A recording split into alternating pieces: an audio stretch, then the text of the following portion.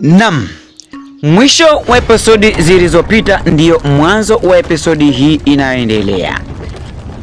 Katika episodi ya 9 tulimwona Dogo HK akiwa anamwelekeza Maneke kwa Mwindustan. Baada hapo akampa 5 naye kuendelea na safari yake. Maneke aliendelea kuenda na safari yake kuelekea kwa Mwindustan ambaye ni shemeji yake. Baada ya kutembea kidogo mbele, Maneke alikutana na yule mwanamke ambaye ni jini akiwa anajiriza tena. Basi Maneke alimsogelea na kumshangaa. Mwanamke huyu akiwa njiani analia. Akamuuliza, dadangu, umepatwa na nini? Okay, basi acha nikusaidie tuelekee huku ambako mimi naelekea. Maneke akamchukua taratibu dada huyo na kurudi naye nyumbani kwa Mwindustan. Wakati huo Madam Amy, mke wa Mwindustan, yeye alikuwa akisafisha kidogo uwanja nyumbani kwake. Na kaka yake ambaye ni Maneke, yeye aliamua kumbeba msichana yule na kumweka mgongoni kwa sababu alimwona anachechemea. Basi baada ya muda mfupi, Maneke alifika nyumbani kwa dada yake ambaye ni Madam Amy. Madam Amy alishangazwa sana kumwona mwanamke yule jini anarudishwa tena nyumbani kwake na kaka yake. Aliamua kumuita mume wake ambaye ni Mwindustan. Mume wangu, fanya haraka uje uone kituko hapa. Basi Mwindustan taratibu alitoka nje. Naye alistajabu sana na kumlaumu mke wake akimwambia, unamwona huyu kakako alivyokuwa mpumbavu? Huyu mwanamke tulikuwa tumemfukuza kule kwa Boshan na sasa hivi asiwezi kurudi tena. Kaka yako anamchukua tena anamrudisha tena hapa ndani. Hivi unamwona huyu kaka yako ana akili kweli?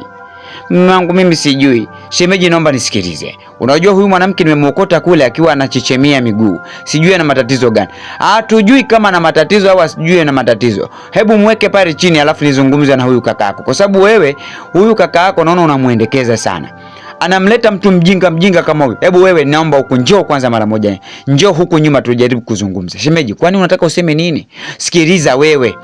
Unamleta yule mwanamke, anakuambia shemeji nisikilize. Yule mwanamke nimemsaidia. Sikiliza. Yule mwanamke ni jini. Yule mwanamke kama humfahamu, yule mwanamke sio kiumbe wa kawaida. Sasa wewe shemeji, inakuwaje leo mlete hapa? Na unajua yule kiumbe ni hatari zaidi kutuletea hapa nyumbani kwako. Au unataka dada yako azurike? Hapana shemeji, mimi sitaki dada azurike, lakini mimi nimemsaidia kwa sababu si unajua tena binadamu lazima kusaidiana. Sikiliza, tumia akili.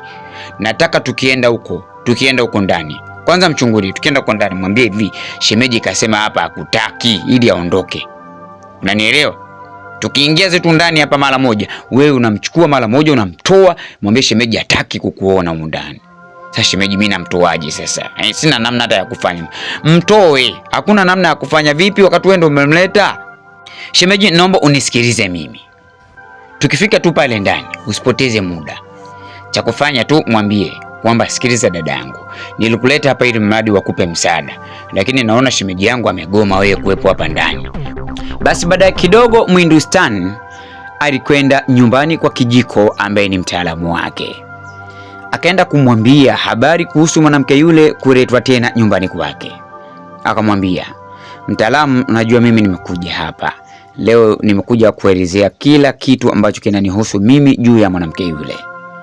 Mtaalamu Kijiko akamwambia, nahitaji useme kila kitu ambacho kimetokea huko ulikotoka na mpaka sasa hivi, lakini pia utuambie chimbuko la huko ulikotoka mpaka mwanamke huyu anaendelea kukufuatilia.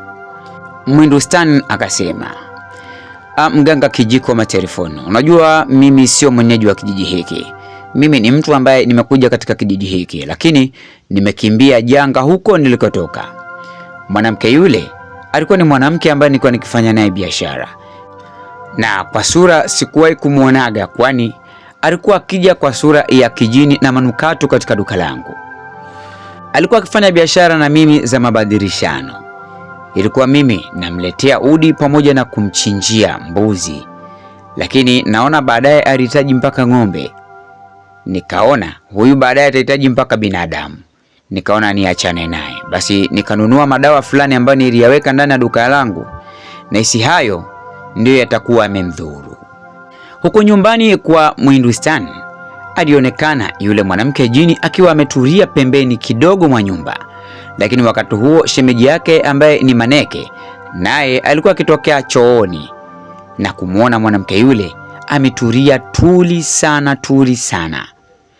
Basi Maneke alishangaa sana kuona mwanamke huyu mbona ameganda sana. Basi akaanza kujisemea, mbona kama nakula bangi mwanamke huyu?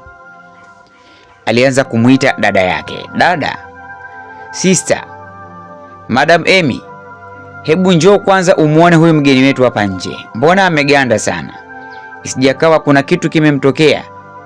Basi akafanya haraka sana kumuita dada yake, na dada alitoka nje kuja kumuona. Lakini kwa maajabu, dada anatazama kwenye eneo husika, hamuoni mwanamke huyo. Alijaribu kusogea na kutazama mara mbili, lakini mwanamke huyo hamuoni. Dada alimgeukia kaka yake ambaye ni Maneke na kucheka kidogo. Akasema, kaka, unajua unaenda wazimu kabisa, au ndio bangi zako unazovutia chooni zinakupeleka jeu? Hivi kaka, pale kuna mwanamke pale? Au unaona kama labda wote sisi ni watoto, au unaona wote tunavuta bangi? Basi hapo ukawa ni mwisho wa episodi yetu nzuri, episodi ya 10.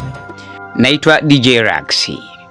Usikose kutufuatilia katika mitandao ya kijamii kama Instagram, Facebook na YouTube kama Logos TV.